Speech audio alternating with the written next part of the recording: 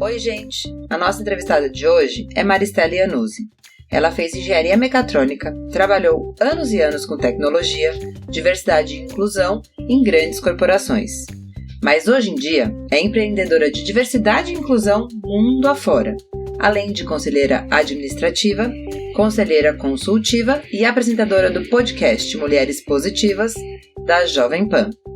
E Maristela não para por aí, não.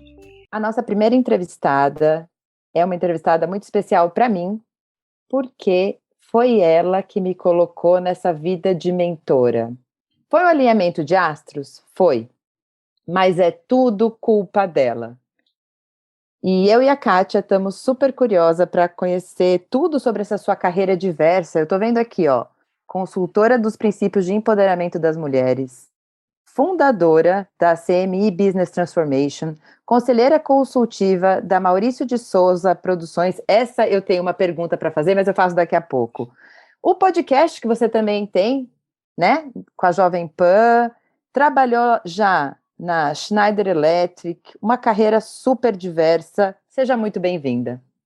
Obrigada, Ruby, obrigada, Kátia, é um prazer estar com vocês, uma honra estar aqui com vocês e ser culpada de coisa boa, pode me culpar que eu não vou ligar, muito obrigada por estar aqui. A carreira é diversa, talvez pela carreira ser tão diversa que hoje eu lidero áreas de diversidade e inclusão aí mundo afora, né? E eu acho que a carreira diversa ela é o resultado de se permitir, de ousar, de descobrir potenciais novos e se jogar. E isso são coisas que eu fiz a minha vida inteira e que com muita luta deram certo, né? Então acho que é por isso aí essa carreira tão diversa. A gente viu que você fez engenharia mecatrônica, trabalha há muitos anos com tecnologia, que são locais bem masculinos, né? Queria saber Exato. Como foi isso para você. Eu acho que é uma jornada, né? Talvez se eu não tivesse feito engenharia mecatrônica e não tivesse trabalhado a minha vida inteira só com homens, num ambiente extremamente masculino, eu não teria me conectado ao tema da diversidade e inclusão. Porque como eu sempre fui a única mulher, onde quer que eu estivesse dentro do mundo que eu trabalhava, eu sempre questionei, né? Mas por que eu sou sempre a única? Por que outras mulheres não estão aqui junto comigo? E aí, acho que vem aí uma conjunção aí de problemas e de soluções que me fizeram chegar a cargos elevados dentro das empresas aonde eu passei. E, nesse momento, eu passo a ganhar uma força, né? Não era mais só a voz da Maristela, mas era a força da Maristela, diretora global da empresa X, que tem 180 mil funcionários, que está em 98 países. Então, tudo isso me abriu portas para que a minha voz fosse ouvida, né? A Rúbia teve a oportunidade de já ouvir eu falando isso, e a Kátia agora, minutos atrás também, todos nós somos mentores, né? Todos nós somos modelos para alguém, todos nós, de alguma forma, somos observados por alguém e formamos opiniões de alguém, né? Então, no momento em que a Maristela, engenheira mecatrônica, a única mulher, chega a um cargo de C-level, a Maristela ganha uma voz e com essa voz a Maristela passa a se aproximar muito da ONU Mulheres, né? O fato de eu ter sido sempre da área de business acabou me abrindo muitas portas com altas lideranças que tinham um certo preconceito com formadores da área de, por exemplo, de psicologia ou de direitos humanos porque usavam uma outra forma de se comunicar diferente da deles. E aí chega a Maristela, que a vida inteira trabalhou como eles. Então, eu continuo falando de direitos humanos, eu continuo falando de respeito, eu continuo falando de equidade de gênero, né? Eu continuo falando de tudo isso, mas talvez eu tive a sorte aí de conseguir falar numa linguagem que eles conseguiam entender com maior facilidade. Então, você acha que desde o seu começo, lá no Objetivo, porque eu estava vendo aqui, achei isso muito interessante, você foi professora, né, e coordenadora da área de educacional, né, que se fala? Isso. 7 anos no Objetivo. Ou seja, também essa questão da mentora tem um pouco a ver com essa vocação de gostar de ensinar, de estudar, sim, sem dúvida, do valor, né? Sem dúvida, sem dúvida. Mas desde lá você sente que ser mulher é diferente ser mulher? Bom, obviamente é diferente, mas eu digo, às vezes eu sinto que se tivesse cavalinhos no páreo, o nosso cavalinho sai um pouquinho atrás, né? Desde esse cenário, você sente isso? Total, não é à toa que tem 95% de homens em cargos de presidência e 5% de mulheres, né? Então, o cavalinho não sai igual mesmo, por isso que a gente briga por equidade de gênero, né? Porque existe essa diferença, uma coisa é a igualdade. Igualdade, ok, tem uma vaga aqui, homens e mulheres podem se candidatar, isso é igualdade. Né? Agora, equidade será que nós, mulheres e os homens, têm as mesmas oportunidades para chegar naquela vaga? Né? No momento em que, em 1920, as mulheres não podiam trabalhar, as mulheres não podiam votar, as mulheres não podiam dirigir, as mulheres não podiam fazer nada, elas só podiam lavar, passar, cozinhar, bordar, cuidar do marido, do filho e da sua estética. A gente já não saiu na mesma linha de largada. Então, a oportunidade não é igual, né? Melhorou, Mari? Super melhorou. Mas, para a gente chegar no equilíbrio de 50-50, nós estamos longe, né? Hoje existe aí estudos que mostram que são mais de 200 anos para a gente conseguir, na velocidade em que a gente vai crescendo hoje dentro do mundo corporativo, por exemplo, atingir 50-50. Uau, né? 200 anos? Essa eu não tinha visto essa, Kátia? Não.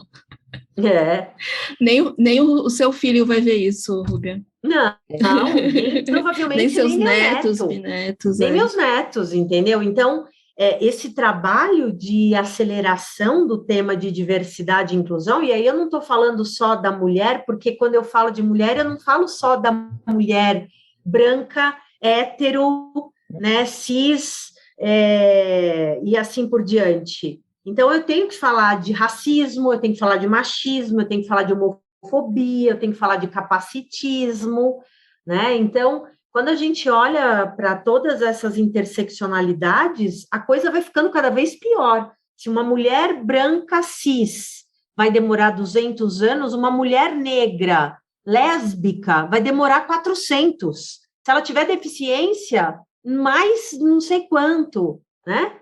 Então, é bem maluco, e não estamos... Isso é surreal, Quando a gente olha alguns números, por exemplo, a população global do mundo, 52% são mulheres.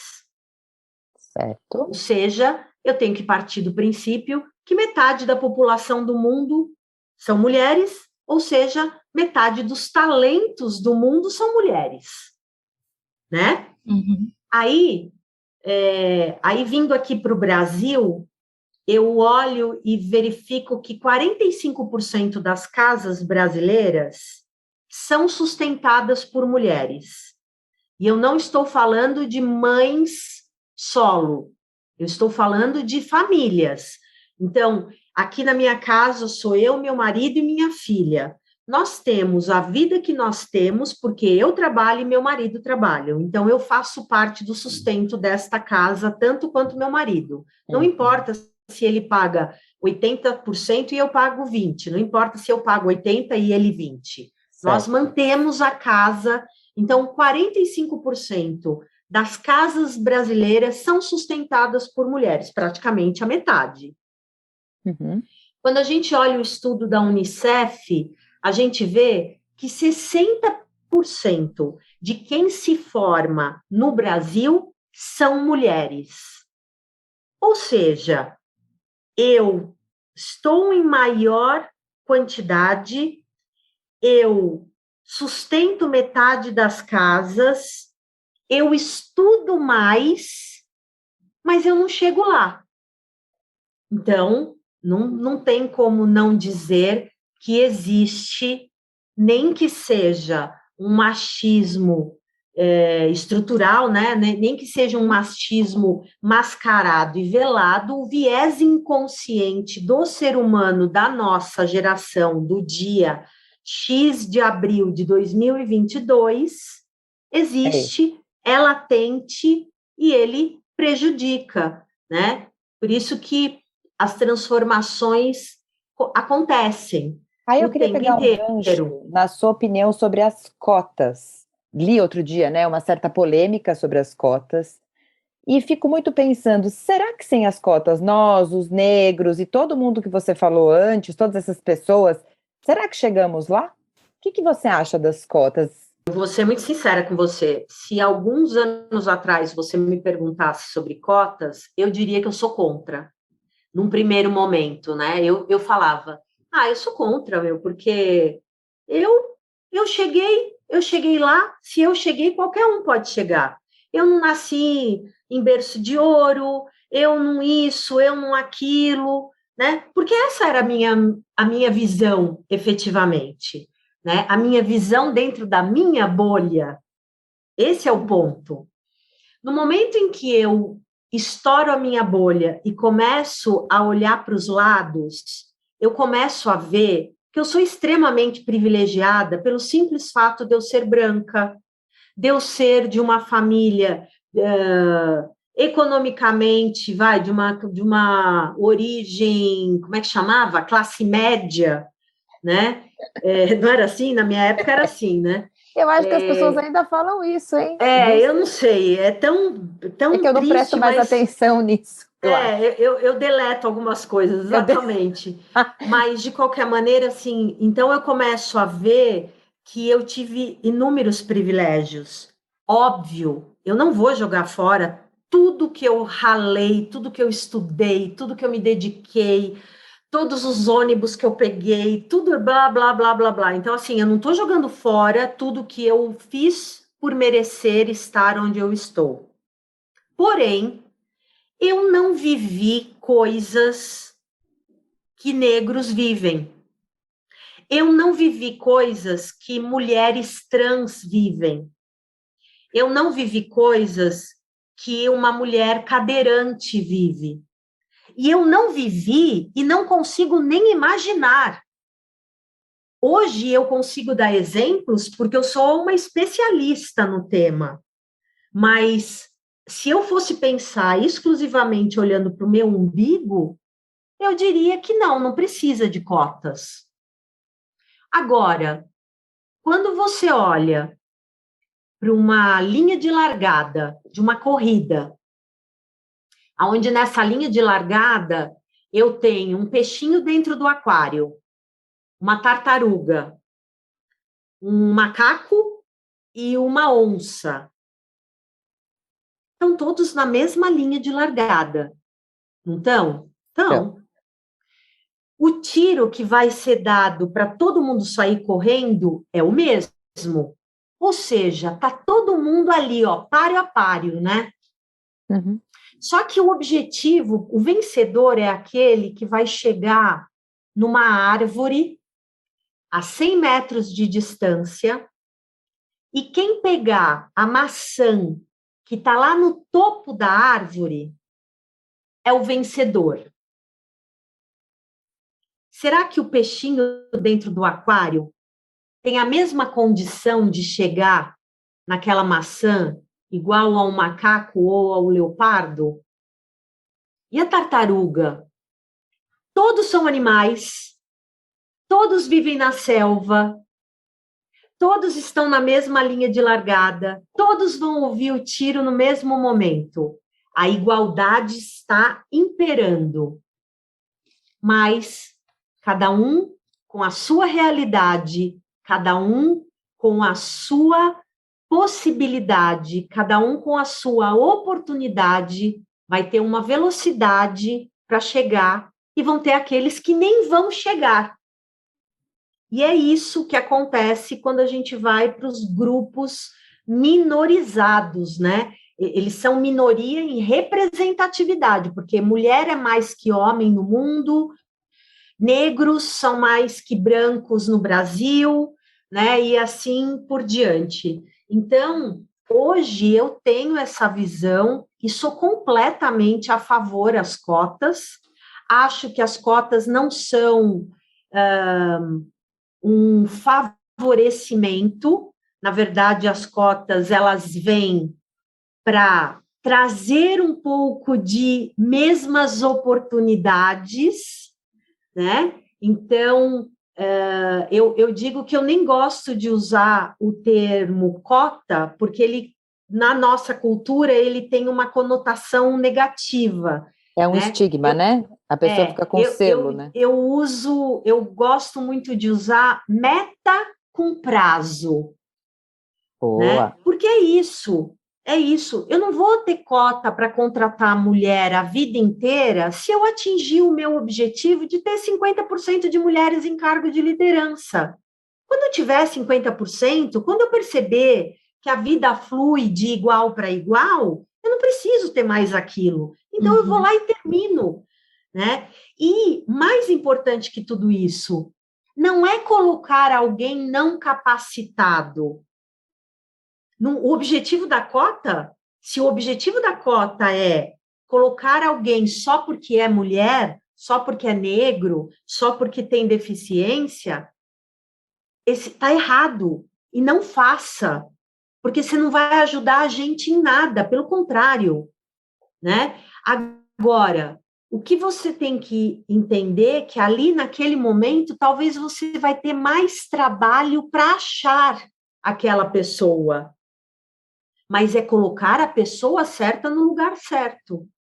Então, a meta com prazo, ou cota, ou o nome que se quiser dar, entendeu? Eu sou super a favor.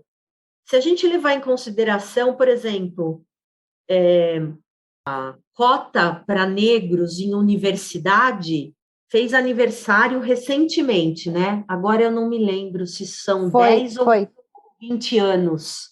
Acho que 10, tá? Porque foi nessa época que eu li 10. as matérias. Desses 10 anos que tem cota para negros em universidade, o que a gente conquistou com isso? A gente conseguiu colocar pessoas que, por mais que elas quisessem, elas estudaram nas piores escolas do país, elas largaram muitas vezes os estudos, porque elas tinham que trabalhar para poder ajudar em casa. Então, ou seja, é uma realidade que está aí, a matemática, as pesquisas comprovam, 85% da população pobre do nosso país são de negros. Então, não dá para achar que ele não chegou lá porque ele não tinha capacidade ou não se esforçou. Não, a realidade não é essa. É que, às vezes, a gente, na nossa bolha, a gente não consegue enxergar. Então, eu sou super a favor e acho que tem que ter exatamente com esse olhar afirmativo da ação.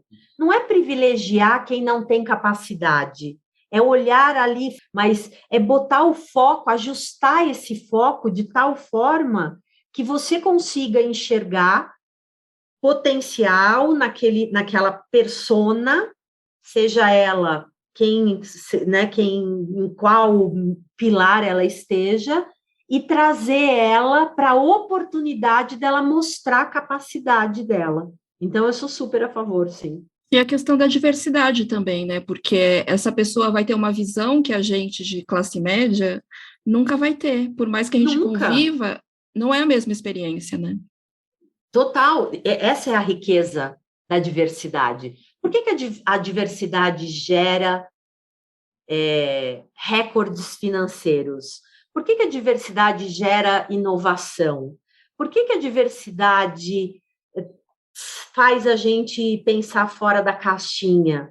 Porque a gente presta atenção em outro que é diferente da gente. Porque, no final das contas, nós somos todos diferentes. Todos. Né? Inclusive... Só que o problema é que a gente, normalmente, não para prestar atenção no outro.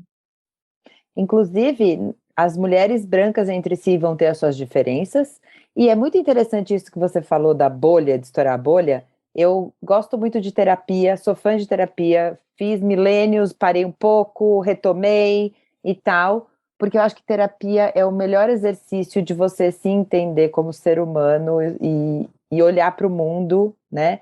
E eu tinha uma terapeuta que me falava, Rúbia, cuidado, o mundo não gira em torno do seu umbigo. Primeira vez que eu vi essa frase, eu fiquei mortalmente ofendida. Depois, eu entendi a beleza, mas me custou tempo para entender a beleza do que ela estava me dizendo, que é assim, não é que eu não importo, mas essa multiplicidade de visões a gente não vai ter, porque a gente está muito aqui, né, em nós mesmos. Então, isso que você está falando, né, da empresa ser mais lucrativa até, né, e eu acho que os empresários hoje em dia têm essa visão, mas é difícil de concretizar, talvez, né? Nessa sua experiência de você... Desculpa te interromper, mas eu acho importante deixar isso claro. Os empresários, eles têm essa visão muito clara, só que é uma visão distorcida.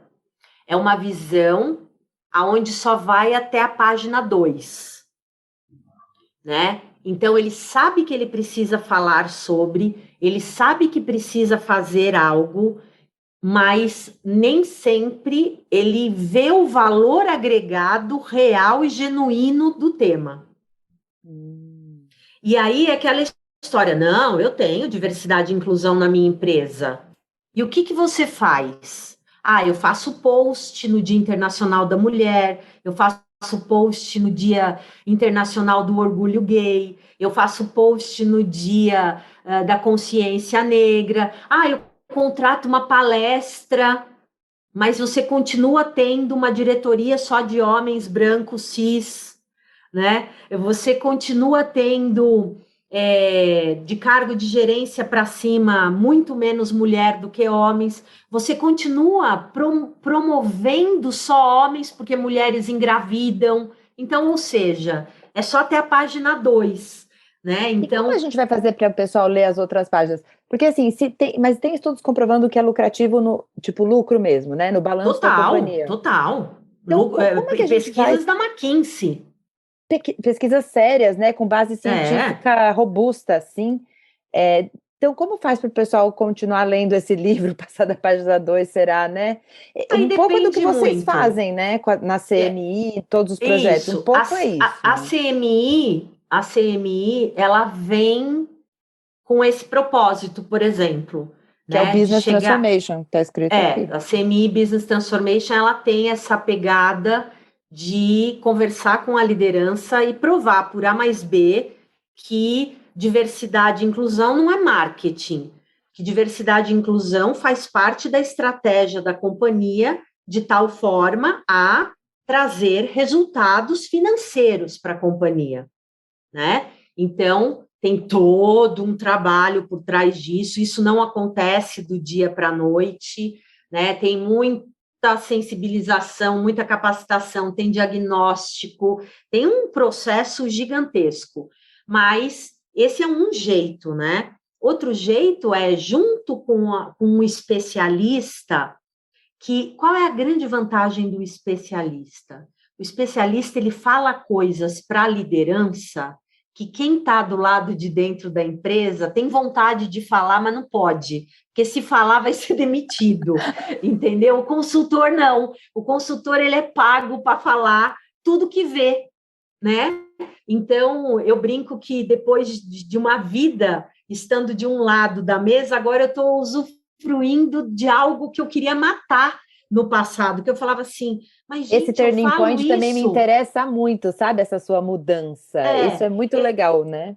Eu olho e falo, gente, mas espera aí, Eu falei isso já 10 vezes para o cara e o cara não entendeu. Aí ele paga para essa consultora, a consultora chega, fala a mesma coisa e ele concorda, né? Eu vivi muito isso. Então, agora eu brinco que agora eu estou do lado bom da força, né? Da mesa, que eu posso falar o que eu quiser, a minha opinião. O máximo que vai acontecer, ele vai rescindir o contrato comigo ou ele nunca mais vai me contratar e ok, tudo bem.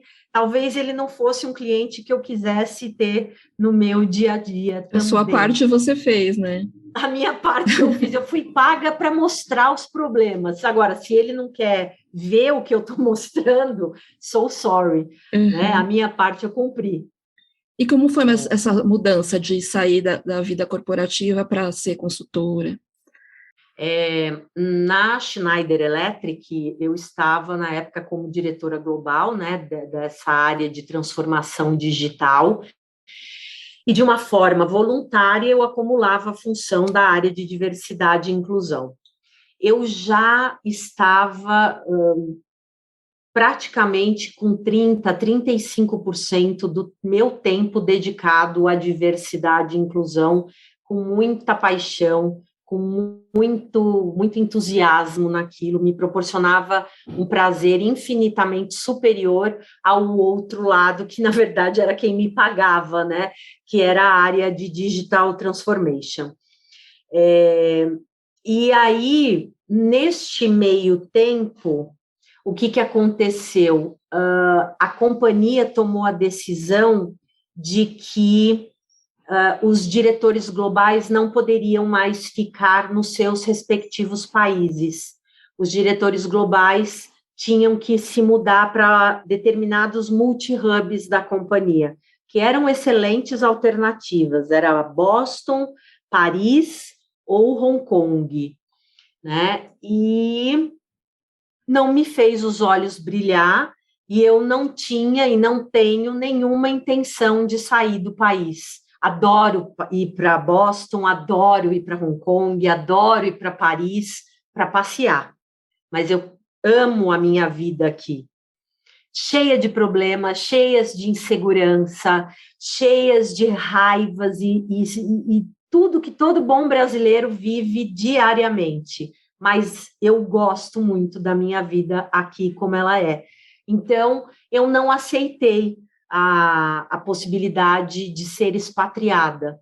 No momento em que eu não aceito, naturalmente, eu estou abrindo mão da minha posição, né? Então, isso foi em fevereiro de 2019, eu combino com a empresa, então eu fico na empresa até 1º de agosto.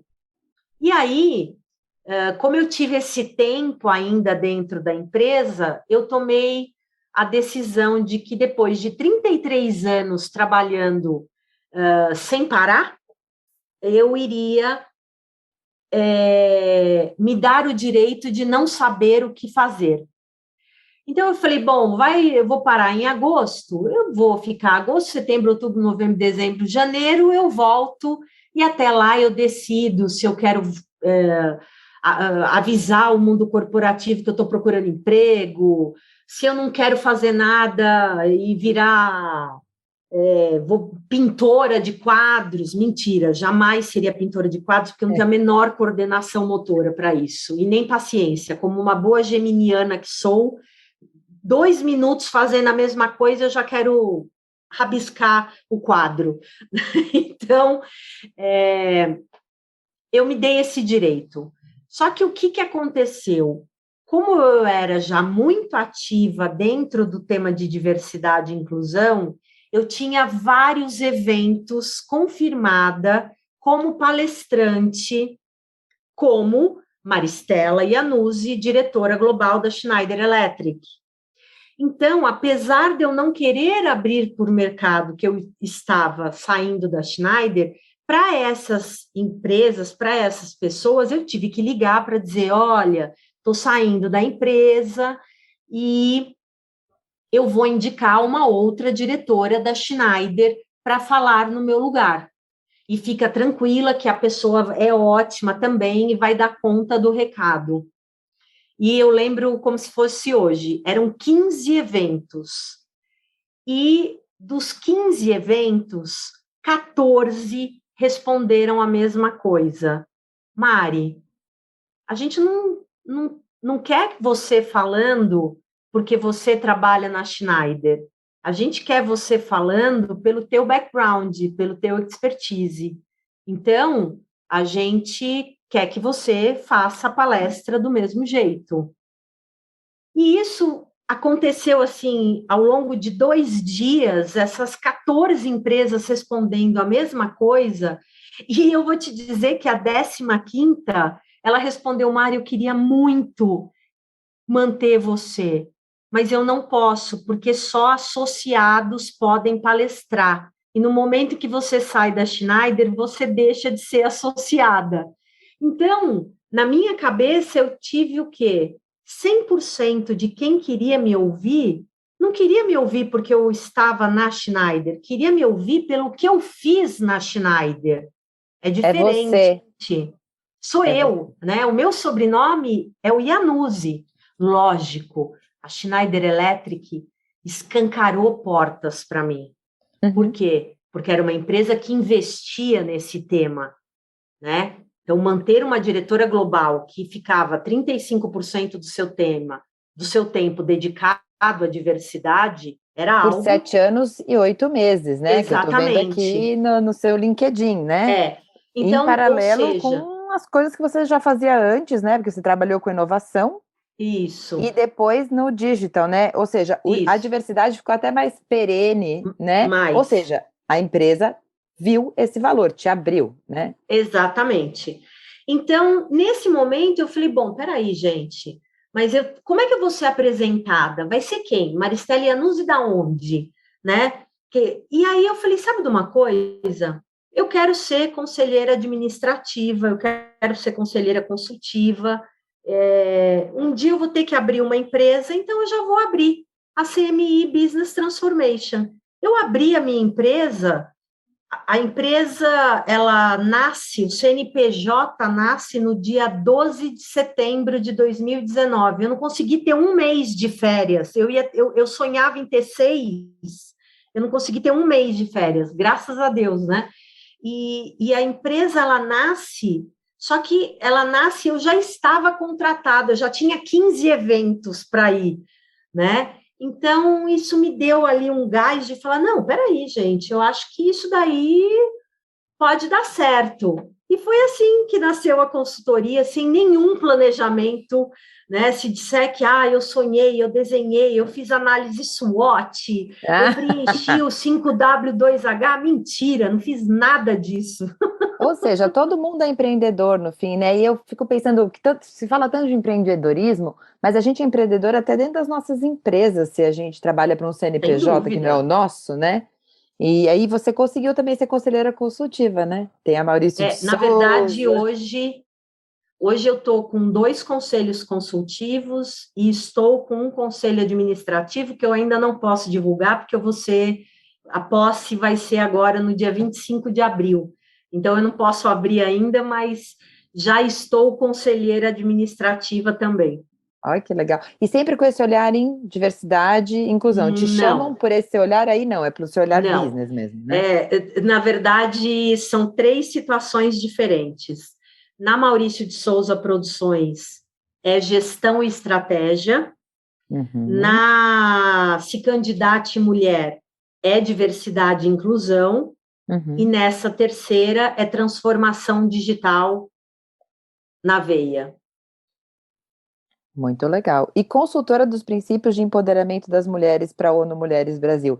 A ONU não sabe, mulheres, mas eu sou namorada da ONU Mulheres no Brasil. Acho que toda mulher é namorada da ONU Mulheres, né? Ela não foi informada, exatamente. Eu acho que sim, porque assim, eu acho o trabalho incrível e todas as parcerias que eles fazem e tudo que eles alertam, assim, eu sou super namorada, eu só queria que eles soubessem, né? Pode deixar. Na verdade, assim, a ONU Mulheres... eu sou aliada da ONU Mulheres desde que a ONU Mulheres foi criada no Brasil, né? Então, desde o primeiro momento, eu como executiva da Schneider, eu já era uma aliada da ONU. Quando eu saio da Schneider, a ONU Mulheres estava no programa Ganha-Ganha.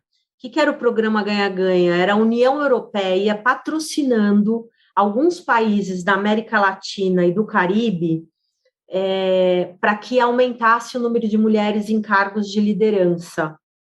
Então, quando eu saio da Schneider, a ONU me chama e diz: Mari, você não quer fazer um trabalho de consultoria para a ONU Mulheres? Então, enquanto durou esse programa Ganha-Ganha, que foi até julho de 2021, eu fazia esse trabalho e ainda ganhava por isso, né? Então, por isso o título de consultora da ONU Mulheres. No momento em que eu deixo o programa Ganha-Ganha, porque a União Europeia encerrou o patrocínio, porque tinha dia para começar e para terminar, foram 5 anos de patrocínio, eu volto a ser uma voluntária. Então, eu sou uma voluntária constante da ONU, então a gente usa muito o termo de aliado, né? Então, hoje eu estou como... Então, as empresas continuam me procurando para ser uma interface,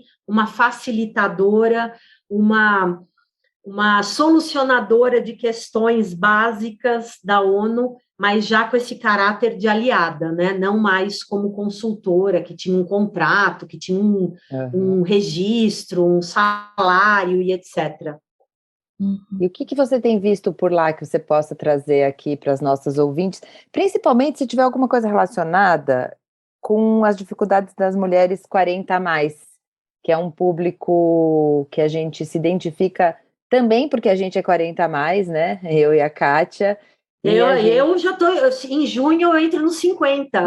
Olha aí que delícia. Que também está dentro do nosso público, né? Porque eu sinto algumas coisas já de diferença no meu olhar, principalmente, talvez, sabe? Talvez não no mundo. Kátia, você pode dizer também se o seu olhar mudou, que você puder trazer para a gente aí, se tiver alguma coisa. O trabalho da ONU Mulheres, ele tem, assim, a ONU ela tem alguns pilares que são os grandes direcionadores, né? Então, um deles é a violência contra a mulher.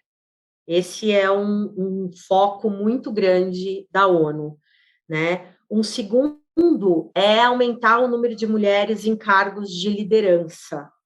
Um terceiro é fortalecer o empreendedorismo feminino, né? E para essas 3 coisas surtirem efeito, a ONU precisa ajudar quem cria regras, quem cria leis, né? Então, ela também está dentro desse pilar aí de dar esse suporte para criar normas, leis, jurisprudências e dar esse apoio a quem necessário, né? Então, todo esse trabalho é muito forte. E, na verdade, de novo, quando a gente fala de mulheres, a gente está falando de todas as mulheres, né? Então, eu estou falando da mulher refugiada, eu estou falando da mulher 40, 50, 60, 70 a mais, eu estou falando de todas as mulheres, né?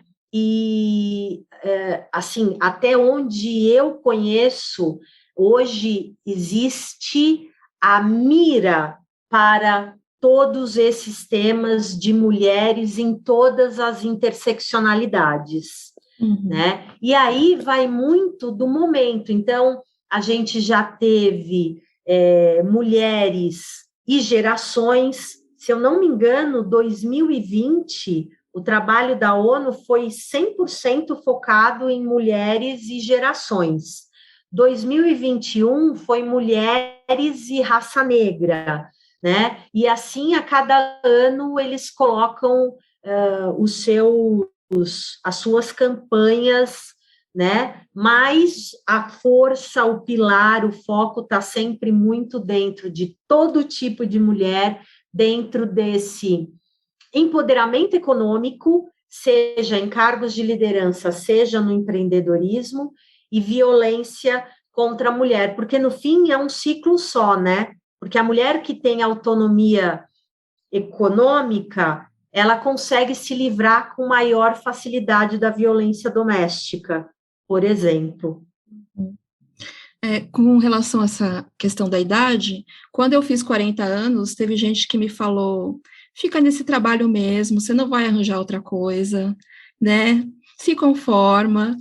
E, bom, depois dos 40, eu estou fazendo outra faculdade, estou trabalhando numa empresa de tecnologia, estou com 1000 projetos, então eu queria saber se você tem visto isso também, assim, essa discriminação das mulheres mais velhas, né, achando que a vida acabou. Culturalmente, no Brasil, qualquer um com 40, 50 anos já deveria se aposentar, tanto homem quanto mulheres, né? A diferença é que, como nós não saímos da mesma linha de largada, a gente sempre sofre mais, né?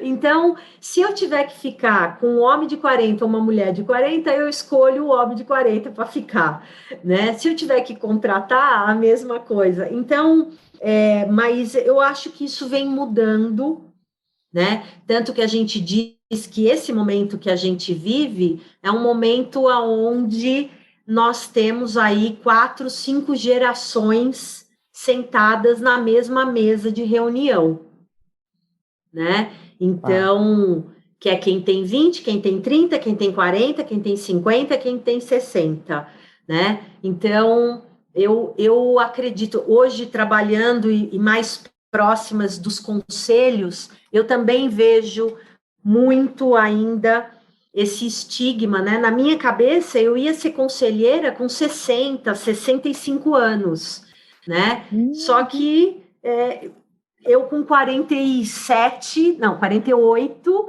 eu já era conselheira, né? Então, as coisas têm mudado, mas ainda com passos de formiga, né? Então, a mulher 40 a mais, 50 a mais, ela pode se reinventar do mesmo jeito ou até melhor do que a mulher de 20, a mulher de 30. Até porque a mulher de 40, de 50, ela tem uma bagagem que pode contribuir muito com essa turma que está fazendo muito sucesso, mas não tem a experiência para determinadas áreas, determinadas coisas dentro da empresa. Então, eu tenho visto muito isso. Eu tenho visto presidentes de 40 anos, entendeu? Com um time de suporte ali, de executivos mais maduros, mais experientes, né? Que aí você está misturando a inovação, a interseccionalidade de gerações e a experiência que não pode ser deixada para trás. Não adianta eu ter uma pessoa com soft skills maravilhosos de colaboração, comunicação, ousadia, e essa pessoa não saber como funciona o mercado financeiro.